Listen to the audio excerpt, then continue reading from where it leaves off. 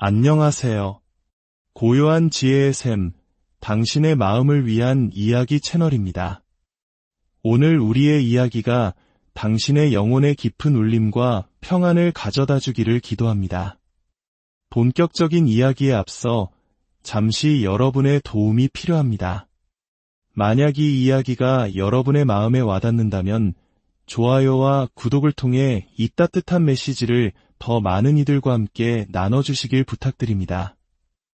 여러분의 작은 손길 하나하나가 누군가에게는 절실했던 하나님의 위로와 격려를 전하는 통로가 될 수 있습니다. 이 귀한 나눔에 동참해주시는 모든 분들의 삶에 하나님의 은혜와 평강이 가득하기를 축복합니다. 우리 모두는 성공을 꿈꾸고 더 나은 삶을 향해 나아갑니다. 간절히 기도하고 치밀하게 계획하며 최선을 다해 노력하죠. 하지만 이상하게도 성공이 바로 눈앞에서 손가락 사이로 빠져나가는 듯한 허무함을 느낄 때가 있지는 않으셨나요? 어떤 이들은 세상이 부러워하는 모든 것을 가졌지만 마음속 깊은 곳은 텅 빈 공허함으로 가득 차 있습니다. 또 어떤 이들은 눈부신 재능을 가졌음에도 불구하고 어째서인지 일정한 수준 이상으로 결코 성장하지 못합니다. 혹시 문제의 본질이 우리를 둘러싼 환경이나 상황이 아닐 수도 있다는 생각 해보신 적 있으신가요? 조금 더 깊은 질문을 던져보겠습니다. 만약 당신의 다음 단계로의 도약을 가로막는 거대한 산이 당신의 재정 상황이나 아픈 과거 혹은 주변 사람들이 아니라 바로 당신 자신이라면 어떨까요? 만약 하나님께서 이미 당신을 위해 문을 활짝 열어두셨는데 당신의 오랜 습관, 부정적인 생각, 통제되지 않는 감정, 즉 자기 자신을 다스리지 못하는 연약함 때문에 그 문으로 들어서지 못하고 있는 것이라면 어떨까요? 진실은 이것입니다. 당신이 먼저 자기 자신과의 싸움에서 승리하지 않는 한 세상에서 그 어떤 승리를 거두어도 진정한 만족을 얻을 수 없습니다. 계속해서 트로피를 손에 쥐겠지만 스스로를 가짜처럼 느끼게 될 것입니다. 돈을 벌겠지만 영혼은 더욱 가난해질 것입니다. 수많은 사람들에게 둘러싸여 있어도 뼛속까지 시린 외로움을 느끼게 될 것입니다. 왜냐하면 진정한 다스림, 진정한 주권은 세상을 정복하는 것에서 시작되는 것이 아니라 바로 내면의 전쟁을 정복하는 것에서 시작되기 때문입니다. 성경 잠언 16장 32절에는 이 진리를 꿰뚫는 강력한 말씀이 있습니다. 노하기를 더디하는 자는 용사보다 낫고 자기의 마음을 다스리는 자는 성을 빼앗는 자보다 나으니라 생각해 보십시오. 성경은 자신의 감정을 다스리는 사람이 하나의 도시를 정복한 위대한 장군보다 더 위대하다고 말하고 있습니다. 이는 하나님 보시기에 자기 절제와 자기 다스림은 단순히 강인함이 아니라 최고의 강인함이라는 뜻입니다. 그것은 당신이 쌓아온 업적보다, 당신의 영향력보다, 당신이 세상에서 이룬 그 어떤 성취보다도 더 위대한 것입니다. 자기 자신을 통제하지 못하면서 도시를 점령한들 무슨 소용이 있겠습니까? 성경과 역사 속 가장 비극적인 몰락의 순간들을 돌아보면 그 원인은 외부의 적이 아니었습니다. 사울 왕은 블레셋 군대가 강해서 왕국을 잃은 것이 아닙니다. 그의 마음속 깊이 자리 잡은 불안감과 시기심이 그를 지배했기 때문입니다. 삼손은 상상을 초월하는 힘을 가졌지만 스스로를 절제하지 못하는 나약함이 그를 파멸로 이끌었습니다. 가룟 유다는 예수님과 직접 동행했지만 자신의 탐욕을 다스리지 못했습니다. 그들의 몰락은 외부가 아닌 내부에서 시작되었습니다. 반대로 요셉과 같은 인물의 강인함을 보십시오.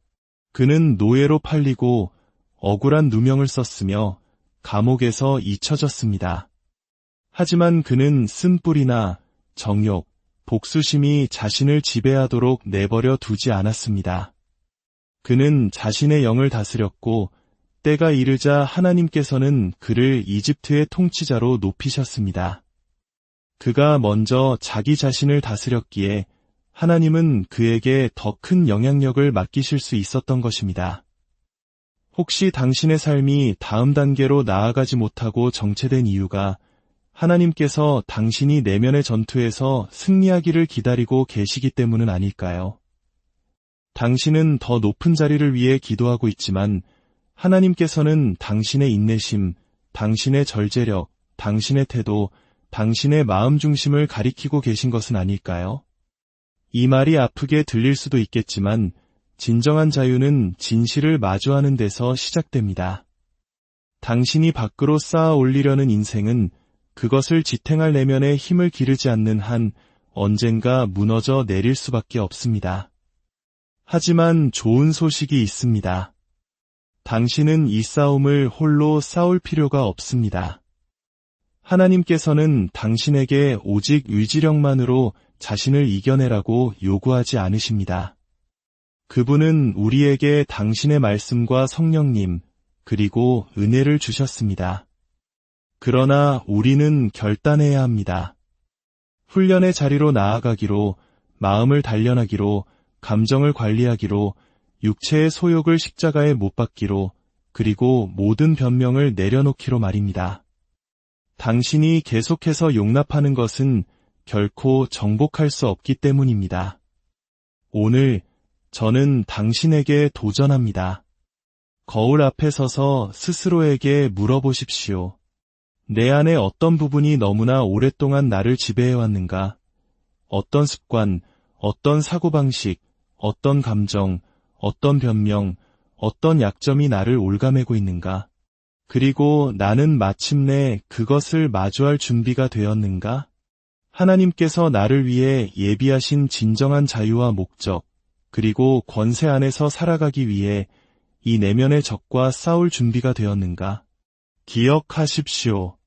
자기 마음을 다스리는 자는 성을 빼앗는 자보다 낫습니다. 당신의 진정한 승리는 바로 당신의 내면에서 시작됩니다. 당신이 자기 자신을 다스릴 때 당신은 비로소 당신의 삶을 다스리게 될 것입니다. 우리가 자신을 다스려라라는 말을 들을 때 종종 자기계발 구호나 이를 악물고 버티라는 식의 동료처럼 들릴 수 있습니다. 하지만 성경이 말하는 자기 다스림, 즉 자기 극복은 단순한 의지력보다 훨씬 더 깊고 심오한 개념입니다. 그것은 당신의 삶을 움직이는 핵심 시스템, 즉 당신의 감정, 생각, 습관, 그리고 욕망을 다스리는 법을 배우는 것입니다. 이는 당신의 영이 이끌고 혼이 따르며 육이 복종하는 내면의 정렬을 이루는 기술입니다. 이것은 완벽해지는 것이 아니라 의도적으로 통제하는 것입니다. 왜냐하면 당신이 스스로를 이끌 수 있기 전까지는 진정으로 그 어떤 것이나 다른 누구도 이끌 수 없기 때문입니다. 생각해 보십시오. 명석한 두뇌를 가졌지만 삶은 망가진 사람들을 얼마나 많이 알고 있습니까? 비전이 없어서가 아니라 통제력이 부족하여 패배의 악순환에 갇힌 재능 있는 사람들은 또 얼마나 많습니까? 한 사람이 기름 부음을 받았다고 해서 중독에서 자유로운 것은 아닙니다. 한 여인이 소명을 받았다고 해서 비교의식에 사로잡히지 않는 것은 아닙니다. 재능만으로는 충분하지 않습니다. 소명만으로도 부족합니다. 심지어 영적인 계시만으로도 온전할 수 없습니다. 자기 극복이 없다면 모든 것은 결국 무너지게 되어 있습니다. 성경에서도 우리는 자기 자신과 씨름해야 했던 위대한 인물들의 강력한 사례를 봅니다. 다윗 왕을 예로 들어봅시다. 그는 하나님의 마음에 합한 자였고 예배자였으며 용사였고 왕이었습니다. 하지만 그는 동시에 자신의 육신과 깊이 싸워야 했습니다. 사울 왕을 동굴에서 죽일 기회가 있었음에도 거절했을 때처럼 놀라운 자기 통제력을 보여준 순간도 있었지만 밧세바와 함께 도덕적으로 무너지는 순간도 있었습니다. 그러나 다윗은 자신의 실패 이후에도 자신의 마음을 직면하는 법을 배웠습니다. 그는 왕이라는 직함 뒤에 숨지 않았습니다. 그는 하나님께 부르짖었습니다. 하나님이여 내 속에 정한 마음을 창조하시고 그는 자기 극복이 마음에서부터 시작된다는 것을 깨달았던 것입니다. 마찬가지로 사도 바울은 그 누구보다 영적인 사람이었지만 자신의 내적 갈등을 솔직하게 인정했습니다. 그는 위선적으로 행동하지 않았습니다. 고린도전서 9장 27절에서 그는 이렇게 말합니다. 내가 내 몸을 처복종하게 함은 내가 남에게 전파한 후에 자신이 도리어버림을 당할까 두려워함이로다. 이 말씀은 우리를 정신 차리게 합니다. 신약 성경의 대부분을 기록한 바울조차도 훈련이 없다면 자신마저도 발을 헛디딜 수 있음을 인지했습니다. 이것은 두려움이 아니라 지혜입니다. 그는 영적 성장이 저절로 이루어지는 것이 아니라 매일 가꾸고 보호하고 실천해야 하는 것임을 이해했습니다. 이 원리가 우리의 일상에 어떻게 적용되는지 생각해 보십시오. 한 남자가 가족을 깊이 사랑할지라도 자신의 분노를 조절하지 못한다면 그가 지키려 했던 바로 그 관계를 파괴하게 될 수도 있습니다.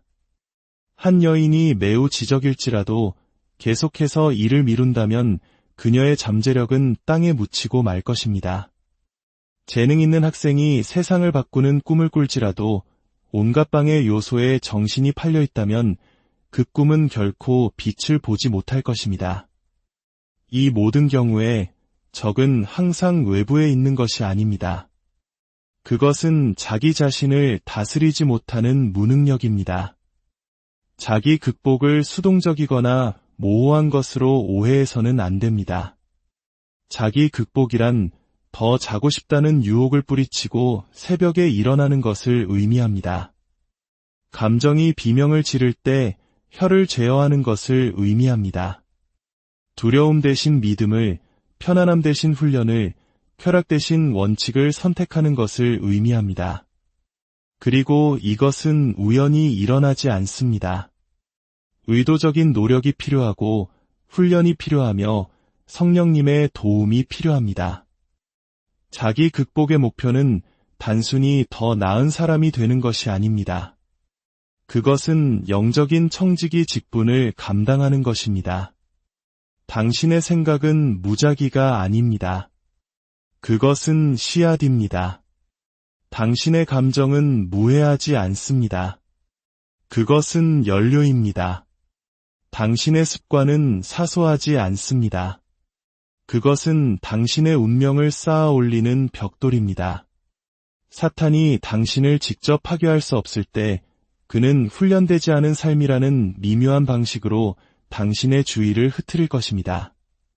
결국 당신은 바울처럼 내가 내 몸을 처복종시킨다고 선언하는 지점에 이르러야 합니다. 다시 말해, 나는 내 육체가 어떻게 행동해야 하는지 명령한다. 나는 내 욕망이 내 선택을 이끌도록 내버려 두지 않는다. 나는 내 몸과 마음, 감정을 내가 짊어진 더 높은 소명에 복종시킨다고 말해야 합니다. 당신이 훈련을 선택할 때마다 당신은 단지 작은 무언가에 아니오라고 말하는 것이 아닙니다. 당신은 영원한 무언가에 예라고 말하고 있는 것입니다. 그러니 당신에게 묻겠습니다. 당신은 당신의 마음을 다스리고 있습니까? 아니면 마음이 당신을 다스리고 있습니까? 당신은 당신의 감정을 이끌고 있습니까? 아니면 감정이 당신의 결정을 이끌고 있습니까? 당신은 의도적으로 당신의 삶을 설계하고 있습니까? 아니면 되는 대로 표류하도록 내버려 두고 있습니까? 당신이 변하기 전까지는 아무것도 변하지 않습니다. 하지만 당신 내면의 것에 대한 권위를 잡기 시작하는 순간 당신 주변의 모든 것이 변화하기 시작할 것입니다. 그것이 바로 자기 극복의 힘입니다. 다른 사람을 통제하는 것이 아니라 자기 자신을 통제하는 힘. 그리고 그렇게 할 때 그 열매는 성공뿐만 아니라 의미 있는 삶이며 결과뿐만 아니라 평안이며 발전뿐만 아니라 목적이 있는 삶입니다. 그것이 바로 하나님께서 당신을 위해 원하시는 삶이며 그 시작은 바로 당신 자신을 다스리는 데 있습니다. 이제 우리 내면에서 벌어지는 전쟁, 즉 육신과 영, 두려움과 믿음 사이의 전쟁에 대해 이야기해 보겠습니다. 우리 모두의 내면에서는 치열한 전투가 벌어지고 있습니다. 이것은 다른 사람들의 눈에는 보이지 않는 종류의 싸움입니다. 겉으로는 평온해 보이고 미소를 짓고 좋은 옷을 입고 심지어 성경 구절 몇 개를 인용할 수도 있습니다. 하지만 내면에서는 끊임없는 전쟁이 계속됩니다. 그것은 육신과 영 사이의 싸움이며 두려움과 믿음 사이의 싸움이며 현재의 당신과 당신이 되어가야 할 모습 사이의 싸움입니다. 매일 당신의 영은 훈련과 목적, 그리고 하나님의 뜻과의 일치를 갈망합니다. 하지만 당신의 육신은 안일함, 쾌락, 그리고 통제를 원합니다. 당신의 믿음은 발을 내디뎌라 라고 말하지만 두려움은 만약 실패하면 어떡하지? 라고 속삭입니다. 당신의 한 부분은 성장을 갈망하지만 다른 한 부분은 편안한 상태에 머물고 싶어 합니다. 결국 이 전쟁은 우리를 지치게 만듭니다. 외부의 압박 때문이 아닙니다. 우리를 가장 지치게 하는 것은 바로 내면의 혼돈입니다. 우리는 스스로가 분열되고 두 마음을 품고 있음을 발견합니다. 일찍 일어나 기도하고 싶지만 어쩐지 계속 알람을 놓치고 맙니다. 해로운 생각들을 떨쳐버리고 싶지만 그 생각들은 계속해서 맴돕니다. 용서하고 집중하고 목적을 위해 싸우고 싶지만 내면의 무언가가 계속해서 반대 방향으로 우리를 끌어당깁니다. 솔직히 말해봅시다. 우리가 마주할 가장 위험한 적들 중 일부는 우리 주변에 있지 않습니다. 그들은 우리 안에 있습니다. 불안감, 비교의식, 자만심, 게으름. 이 조용한 적들은 문을 박차고 들어오지 않습니다. 그들은 살며시 들어와 배경에 조용히 앉아 우리가 생각하는 방식, 반응하는 방식, 그리고 스스로에 대해 믿는 바를 형성하기 시작합니다. 불안감은 당신에게 너는 부족해 라고 말합니다. 비교의식은 너는 뒤처지고 있어 라고 말합니다. 자만심은 도움 따윈 필요 없어 라고 말합니다. 게으름은 작년에 했어야 할 일을 내일로 미루라고 설득합니다. 이 적들은 소리치지 않고 속삭입니다. 그들은 평범한 행동인 척 이장합니다. 괜찮아, 내일부터 시작하면 돼 라고 말하거나 더 심하게는 이게 바로 너야. 그냥 받아들여 라고 말합니다. 하지만 그것은 진리의 목소리가 아닙니다. 그것은 성령의 목소리가 아닙니다. 그것은 훈련되지 않은 내면 세계의 혼돈입니다. 그리고 우리가 그것을 직면하지 않으면 그 혼돈은 우리의 평화를 잠식하고 우리의 집중력을 흐트리며 우리의 잠재력을 방해하기 시작합니다. 사도 바울은 로마서 7장에서 이 내적 갈등을 누구보다 잘 이해하고 날 것 그대로의 정직함으로 털어놓았습니다. 그는 말했습니다. 내가 행하는 것을 내가 알지 못하노니 곧 내가 원하는 것은 행하지 아니하고 도리어 미워하는 것을 행함이라. 이것이 얼마나 현실적입니까? 그는 계속해서 말합니다. 만일 내가 원하지 아니하는 그것을 하면 이제는 그것을 행하는 자가 내가 아니요 내 속에 거하는 죄니라. 바울은 변명하고 있었던 것이 아닙니다. 그는 자신이 아는 것, 믿는 것, 그리고 실제로 행하는 것 사이의 긴장을 드러내고 있었습니다. 그것이 바로 전쟁입니다.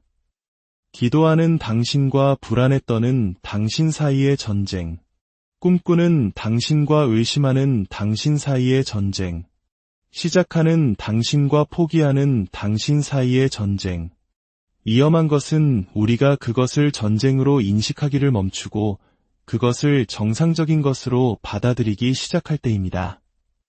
우리가 그 혼돈과 타협할 때입니다. 게으름에 저항하기를 멈추고 그것을 자기 관리라는 이름으로 미화할 때입니다. 비교의식을 직면하기를 멈추고 그것을 동기부여라고 부를 때입니다. 하지만 하나님은 업신여김을 받지 않으십니다. 그 내면의 무질서는 단지 내부에 머무르지 않습니다.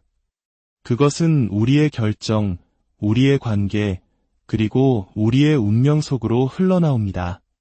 얼마나 많은 사람들이 사랑하지 않아서가 아니라 교만이나 통제욕을 다루지 못해서 결혼 생활을 잃습니까? 얼마나 많은 사람들이 재능이 없어서가 아니라 미루는 습관을 직면하지 못해서 기회를 잃습니까? 얼마나 많은 사람들이 하나님께서 신실하지 않으셔서가 아니라 비교의식이 그들의 관점을 오염시키도록 내버려 두었기 때문에 기쁨을 잃습니까? 이것이 바로 이 문제가 심각한 이유입니다. 방치된 습관은 무해하게 머무르지 않습니다. 그것들은 자라고 뿌리를 내리며 견고한 진이 됩니다. 그리고 그 견고한 진은 당신의 발전을 제한할 뿐만 아니라 당신의 정체성을 형성하기 시작합니다. 그러므로 우리는 육신에 속한 무기가 아니라 진리, 기도, 금식, 그리고 공동체라는 영적인 무기로 싸워야 합니다. 당신 안의 폭풍을 다스리지 못하면 밖의 폭풍은 항상 당신을 지배할 것이기 때문입니다. 그리고 좋은 소식은 여러분 안에 계신 이가 세상에 있는 자보다 크시다는 것입니다. 이는 당신 안에 살아계신 하나님의 성령께서 당신의 내면 세계 모든 부분을 직면하고 정복하고 질서를 가져올 권세를 주셨다는 의미입니다. 당신은 혼돈 속에서 살 필요가 없습니다. 당신은 평화를 누릴 수 있습니다. 당신은 명확함을 가질 수 있습니다. 당신은 다스림 안에서 걸을 수 있습니다. 그러나 그것은 전쟁을 인식하고 당신의 적들의 이름을 부르며 맞서 싸우기로 선택하는 것에서 시작됩니다. 이제 생각 관리의 힘에 대해 알아보겠습니다. 당신이 하는 모든 것, 느끼는 모든 것, 당신이 되어가는 모든 것은 한 곳, 바로 당신의 마음에서 시작됩니다. 당신의 귀 사이에 작고 보이지 않는 그 공간은 운명이 결정되는 전쟁터입니다. 한 사람이 잘못된 결정 하나로 자신의 삶을 망치기 전에 그는 먼저 자신의 생각 속에서 그 결정을 즐겼습니다.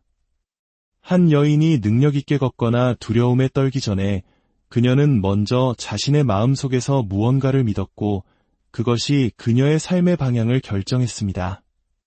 당신의 마음은 수동적인 수신기가 아니라 지휘 본부입니다.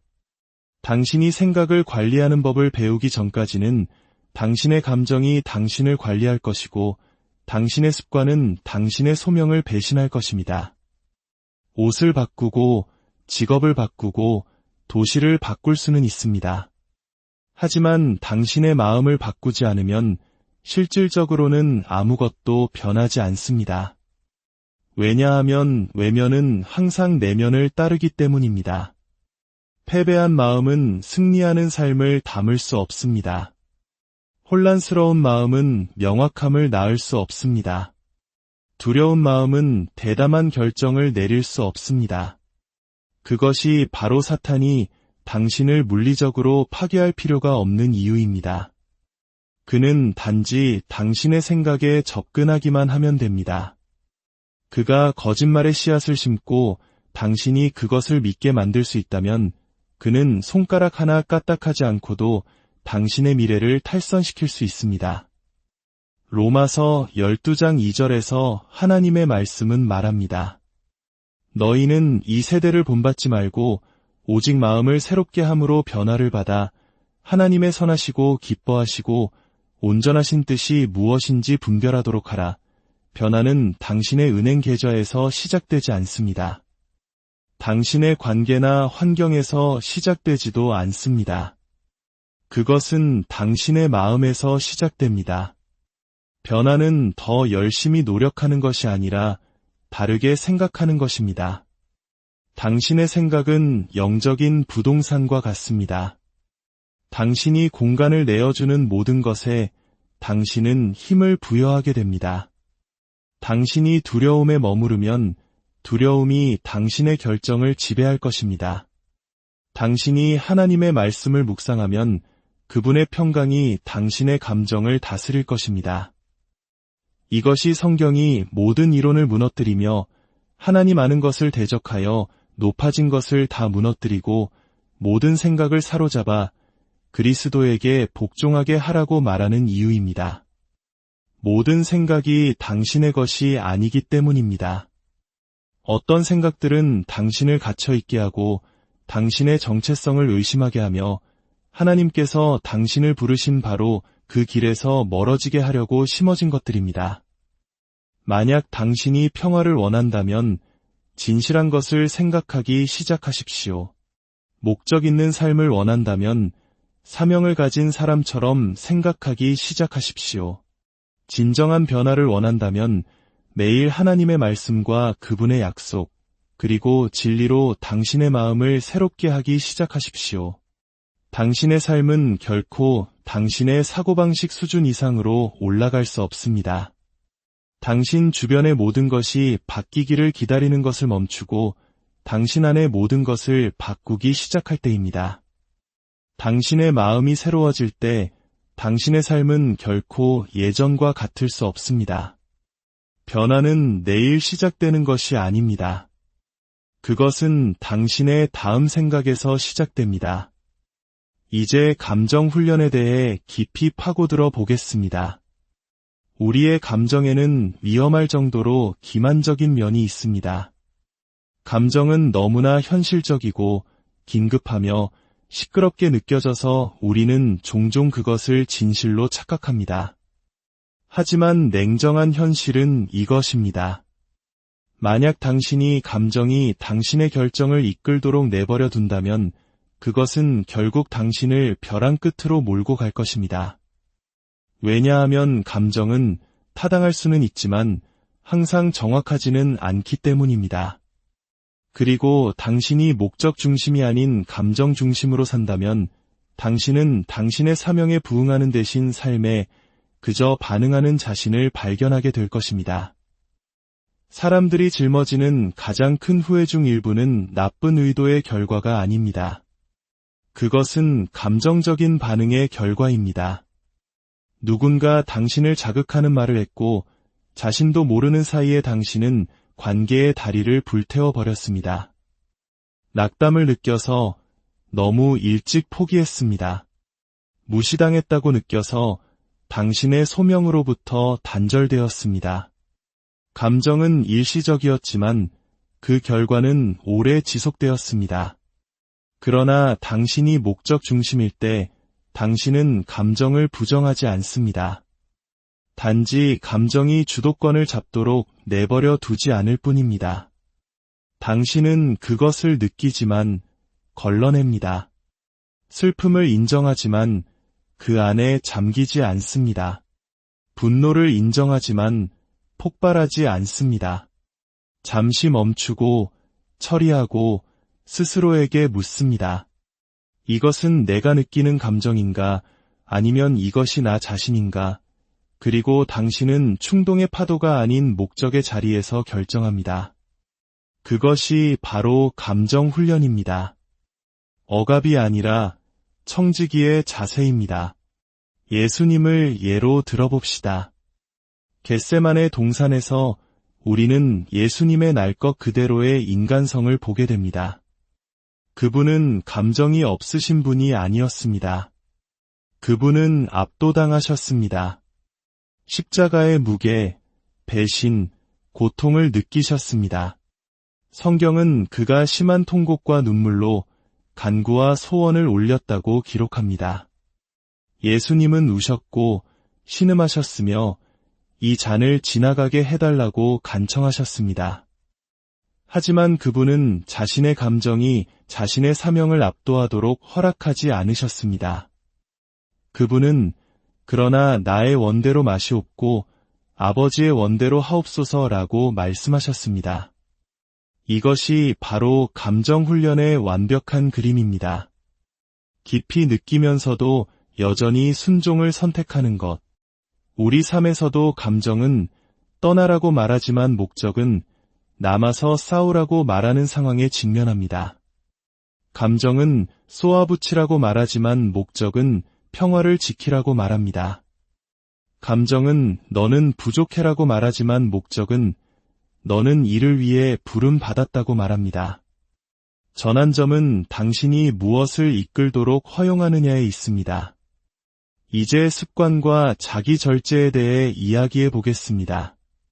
지금 당신의 삶의 모든 것, 당신의 훈련, 당신의 고군분투, 당신의 발전, 당신의 좌절은 당신이 반복적으로 하는 무언가에 의해 형성되고 있습니다. 동기부여가 될 때가 아니라 꾸준히 실천하는 것에 의해 말입니다. 왜냐하면 당신의 운명의 핵심에는 당신의 습관이 있기 때문입니다. 당신은 목표의 수준까지 오르는 것이 아니라 당신의 패턴 수준까지 떨어집니다. 당신의 습관은 당신의 미래에 대해 당신이 믿는 바를 매일 증명하는 것입니다. 그것들은 당신을 목적으로 더 가까이 이끌거나 조용히 당신을 목적에서 멀어지게 합니다. 우리 모두는 결과를 원하지만 모두가 그 과정을 원하는 것은 아닙니다. 우리는 하나님과 깊은 동행을 원한다고 말하면서 매일의 기도 생활은 무시합니다. 정신적으로 성장하고 싶어 하면서 끝없는 오락거리로 자신을 채웁니다. 감정적인 평화를 원하면서 혼돈을 탐닉합니다. 그리고 왜 우리는 제자리에 갇혀 있다고 느끼는지 의아해합니다. 그것은 미스터리가 아니라 관리의 문제입니다. 반복되는 행동은 항상 영구적인 결과를 낳기 때문입니다. 갈라디아서 5장은 성령의 열매를 묘사하며 절제를 언급합니다. 자기 절제는 단지 성격 특성이 아닙니다. 그것은 영적인 열매입니다. 이는 성령께서 당신의 삶에 활발하게 역사하실 때 가시적인 징후 중 하나가 바로 당신 자신을 다스리는 능력이라는 것을 의미합니다. 당신은 육신이 예라고 말할 때 아니오라고 말하기 시작합니다. 감정이 아닌 미래로부터 결정을 내리기 시작합니다. 그것은 율법주의가 아니라 영적인 성숙입니다. 저는 당신에게 어렵지만 꼭 필요한 질문을 하고 싶습니다. 당신의 습관은 무엇을 쌓아 올리고 있습니까? 당신의 매일의 행동은 당신의 목적과 일치합니까? 아니면 서서히 당신의 잠재력을 파괴하고 있습니까? 당신의 의도가 아무리 영적일지라도 당신의 결과를 결정하는 것은 당신의 시스템이기 때문입니다. 이제 자기 극복에 있어서 성령님의 역할에 대해 가르쳐 드리겠습니다. 우리가 자기 극복에 대해 이야기할 때 사람들은 종종 그것이 순전히 의지력에 의존하는 것을 의미한다고 생각합니다. 하지만 그것은 성경적인 자기 극복의 모습이 아닙니다. 당신은 결코 내면의 전투를 홀로 정복하도록 창조되지 않았습니다. 진정한 자기 극복은 자기 의존에 관한 것이 아니라 성령의 능력에 힘입은 훈련에 관한 것입니다. 당신의 의지력만으로는 항상 부족할 수밖에 없는 영역들이 있습니다. 당신은 단순히 습관과 싸우는 것이 아니라 견고한 진과 싸우고 있기 때문입니다. 당신은 단순히 더 일찍 일어나려고 노력하는 것이 아니라 악순환의 고리를 끊으려고 노력하고 있습니다. 당신은 단순히 과도한 생각을 멈추려고 노력하는 것이 아니라 트라우마, 두려움 또는 실패로 인해 잘못 연결된 마음의 통제권을 되찾으려고 노력하고 있습니다. 그러한 곳에서는 신적인 도움이 필요합니다. 성령님이 필요합니다. 성령님은 당신의 훈련의 필요성을 없애시는 것이 아니라 당신의 훈련의 능력을 더하십니다. 그분은 당신이 한때 약했던 곳에서 당신을 강하게 만드십니다. 그분은 당신을 옆으로 밀어내고 대신하시는 것이 아니라 당신과 함께 걸으시며 당신의 반응을 빚으시고 당신의 본능을 훈련시키시며 당신의 육신이 홀로 할 수 없었던 것을 할 수 있는 초자연적인 힘을 주십니다. 베드로를 보십시오. 오순절 이전에 베드로는 열정적이었지만 불안정했습니다. 그는 말로는 대담했지만 압박감 아래에서는 약했습니다. 하지만 오순절 다락방에서 성령으로 충만해진 후 그는 완전히 다른 사람이 되었습니다. 무엇이 바뀌었을까요? 그의 성격이 아니라 그의 능력의 근원이 바뀌었습니다. 성령께서 그의 충동적인 본성을 취하여 신성한 초점을 부여하셨습니다. 하나님께서는 우리에게 두려워하는 마음이 아니라 능력과 사랑과 절제하는 마음을 주셨습니다. 그 능력은 당신이 만들어내는 것이 아니라 그분께서 주시는 것입니다. 이제 당신의 입을 다스리는 것에 대해 이야기해 보겠습니다. 만약 당신의 미래를 건설하거나 다른 무엇보다도 빠르게 파괴할 수 있는 부분이 있다면 그것은 바로 당신의 입입니다. 잠언 18장 21절은 명확하게 말합니다. 죽고 사는 것이 혀의 힘에 달렸나니 혀를 쓰기 좋아하는 자는 혀의 열매를 먹으리라. 다시 말해 당신의 삶은 당신의 입이 내놓는 것을 먹고 있습니다. 당신이 하는 말은 단지 소리가 아니라 씨앗입니다. 매일 당신은 무언가를 심고 있습니다. 문제는 당신이 무엇을 기르고 있느냐는 것입니다. 많은 사람들이 생명을 말하는 대신 불평하고 진리를 고백하는 대신 두려움을 되새기며 은혜를 베푸는 대신 험담을 합니다. 그리고 왜 평화가 멀게 느껴지는지, 왜 문이 닫힌 것처럼 느껴지는지 의아해합니다. 그것은 하나님께서 움직이지 않으시는 것이 아니라 우리가 우리의 말로 그분의 움직임을 거스르고 있기 때문입니다. 마지막으로 당신의 시간을 다스리는 것에 대해 이야기하겠습니다. 누군가가 자신의 삶을 얼마나 잘 다스리고 있는지 정말로 알고 싶다면 그들의 꿈을 보지 말고 그들의 시간표를 보십시오. 시간은 위대한 폭로자이기 때문입니다. 우리 모두는 똑같은 24시간을 받지만 그것을 어떻게 사용하느냐가 정체된 자와 멈출 수 없는 자를 구분합니다. 에베소서 5장 15대 17절은 이렇게 말합니다. 그런즉 너희가 어떻게 행할지를 자세히 주의하여 지혜 없는 자같이 하지 말고 오직 지혜 있는 자같이 하여 세월을 아끼라. 때가 악하니라. 세월을 아끼라는 것은 시간을 되찾으라는 의미입니다. 그것을 소유하고 표류하게 두지 말고 낭비하지 마십시오. 결국 당신은 당신의 미래가 당신의 감정에 반응하는 것이 아니라 당신의 습관에 반응한다는 것을 배우게 됩니다. 당신은 운명 속으로 표류에 들어가는 것이 아니라 그것을 설계합니다. 그리고 그 설계는 당신이 당신의 시간을 어떻게 대하는지에 숨겨져 있습니다. 오늘 당신의 진정한 승리가 내면에서 시작됨을 기억하십시오. 당신 자신을 다스리는 법을 배울 때 당신은 당신의 삶을 다스리게 될 것입니다. 이것은 홀로 하는 싸움이 아닙니다. 이것은 성령님과 동행하며 그분의 능력 안에서 걷는 여정입니다.